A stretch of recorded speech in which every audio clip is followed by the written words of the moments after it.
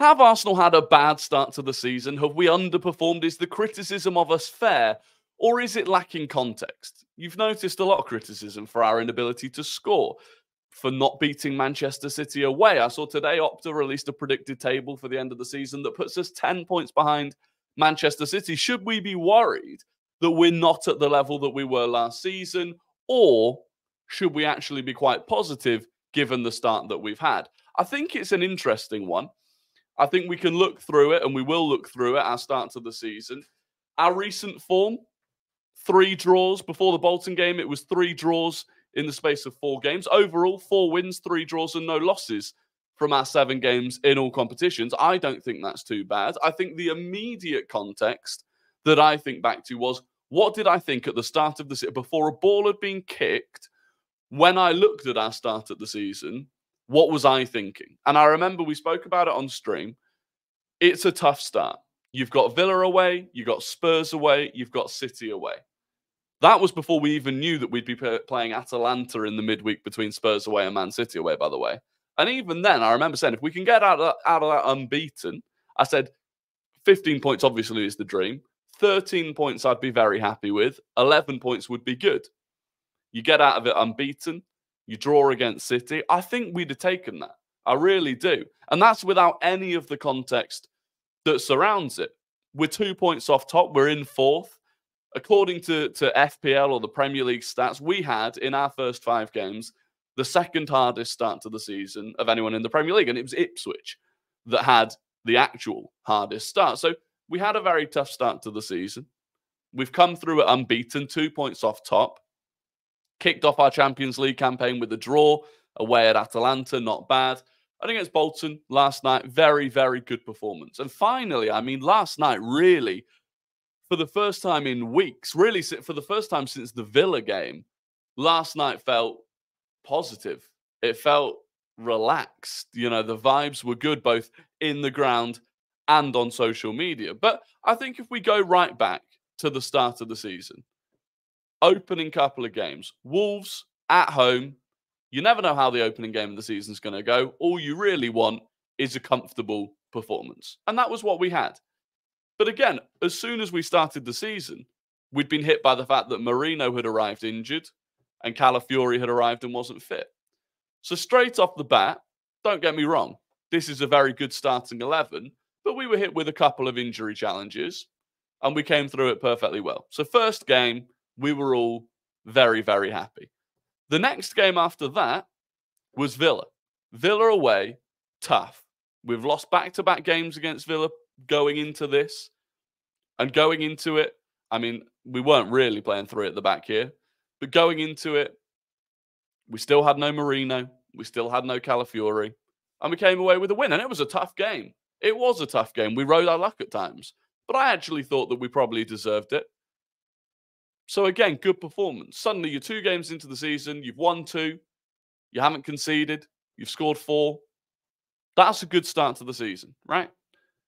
And at this point, no one's questioning Arsenal's ability to score goals.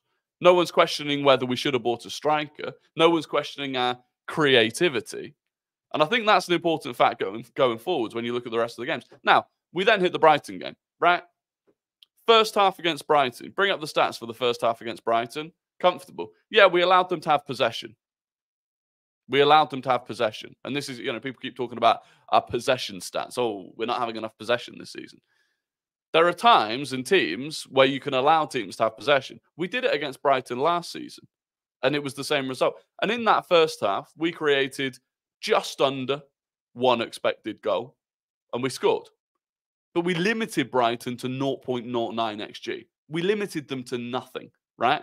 And that game, we were in complete cruise control. And I've seen today Roy Keane talking about that game, talking about how we were defending like a Sam Allardyce team. We weren't. We weren't. That's objectively untrue. And that's where so many of these criticisms lie. They lie in untruths. And in the second half, we get the red card. We all think it's ridiculous, whatever. Don't even, you know, there's no point debating the red card. But you can debate the effect that that has. Not only are you down to 10 men, but also the player that you've lost is Declan Rice. It's not like if we'd lost Trossard. I can't remember who started left wing in that game. Yeah, if we'd lost Trossard in that game to a red card, ironically, we ended up doing that against City. But if we'd lost Trossard, I think we still win that game. I think losing Rice was a more significant blow. So, okay, we go on, we draw the game. Again, people have talked about the way that we played in that. Roy Keane, specifically, spoke about the fact that for the final 15 minutes, we left no one up top. We created nothing. Oh, actually, we did. If you look at the second half,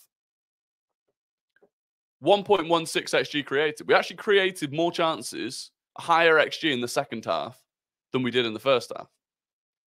And there were chances to score. Saka, Havertz. We genuinely did create chances. We didn't take them. And you look at this, 76% possession to Brighton. Okay, well, that's why our possession stat in the Premier League overall, or part of the reason that it's so low. Fine. But again, over the course of the game, we created more XG. So that game for me, not a problem. Frustrating, sure. Not a problem. Not a worry. We then go into the international break. We lose Martin Odegaard. We lose Calafiori. Still can't bring him back. We haven't got Marino. We go away to Tottenham. I just want to remind you of our lineup against Spurs. Partey and Jorginho as the double pivot. Trossard up top. Slash in midfield. We win the game. And again, you look at the stats. We gave them plenty of possession. And it worked. But again, we created more opportunity than them. But no one cares about that. It was a game of few chances. We limited them to 0.71 XG from 15 shots. They weren't creating chances, not big chances.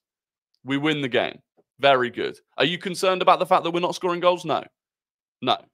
Because we've gone into that game without Declan Rice and without Martin Odegaard. So, again, I'm not worried. Then, Atalanta away. For me, perhaps our worst performance of the season so far. But again, we've gone there with no Martin Odegaard in a midweek between Spurs and City. And ultimately, we set up not to lose. I think that game specifically, we set up not to lose. First time that we've conceded more XG than we've created ourselves. And a draw was a fair result. You get out of there, happy days. I don't mind a draw in that game. But like I said, fine. You can maybe be critical of that performance. But I think with the context of the games either side of it, not a bad result. City, again, first half, 34% possession, not a massive problem. Similar XG created, Arsenal are 2-1 up. Second half, fine, we've lost a player, unbelievable swinging statistics. But these are the stats that are weighing all of our stats down. So if people start highlighting the XG we've created, the possession we've had, the XG we've conceded, like, the context has to be applied that in 2/5 of our Premier League games, we've been down to 10 men. And in 2 of the other 3 games, we were away at Spurs and away at Villa. And away at Spurs, we had no Rice or Odegaard. All of this context, seemingly, is just left out. All of this context, when it comes to the media talk, and again, Roy Keane has got under my bonnet a bit today with his performance on the overlap. That frustrates me. Because you've got to apply the context here. And when we're now going into, okay, the Bolton game, you'd expect us to comfortably win it, and we did. But when we're going into our upcoming fixtures, and this is where it's important, when we're coming into Leicester at home, Southampton at home, Bournemouth away, even Shakhtar at home, PSG at home I think is a bit different. These games, now I'm expecting Arsenal of last season. Now I'm expecting us to control the game. Now I'm expecting us to create plenty of chances. I'm expecting us to score goals. If we don't, then I'll turn around and I'll give some credence to the argument that we might be underperforming. Then I'll turn around and say, yeah, okay, maybe there is an issue here. Now, we still don't have Martin Odegaard, and I do think that's a big miss. But you can't only use that as an excuse. I think there are players in our squad that can create things. I'd like to see Ethan Nwaneri against Leicester. But the point is, the criticisms at this point, when you factor in the 2 red cards, the multiple injuries, they're massively blown out of proportion. And I see Arsenal fans getting caught up in it. And that, I think, is what annoys me. You can let the people chat. You can let the rival fans chat. You know, the pundits, they know if they speak negatively about Arsenal, it gets more clicks. But as Arsenal fans, I think we have to sit back and say, do you know what? Getting out of that period, 2 points off top, in a perfectly fine position in the Champions League, comfortably through to the next round of the Carabao Cup, you take that.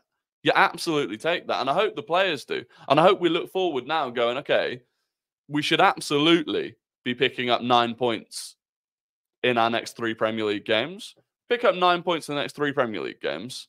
That means you've picked up 20. What would that be? 20 out of a possible 24, 8 games into the season. That's a decent start. That's a very decent start. And it will put us, you'd assume at some point these 3 will drop points, and it will put us right up there. So right now I'm confident. Right now I'm happy. I'm also looking to the fact we've got Mikel Merino coming back. Calafiori massively improving. Looked great against Bolton. Odegaard will come back. You've got players like Waneri, Miles Lewis-Skelly coming through, accelerating their development. There's a lot of things to be positive about here. So I don't want to see negativity. I'm happy. That's my honest review of where we're at. And I'd be interested to hear if it's yours as well. I would be interested. So let me know in the comments. Are you happy with how we've started? Do you think there are underlying problems? Let me know. Also, if you don't already, join the streams. We go live 6:30 p.m. every evening. Subscribe if you've not done so already. Please do click the like button. And let me know if you want me to keep making more of these kind of standalone videos rather than just the daily streams. I don't know. I'm quite enjoying them. I think I'll do it. But yeah, appreciate you watching, and goodbye.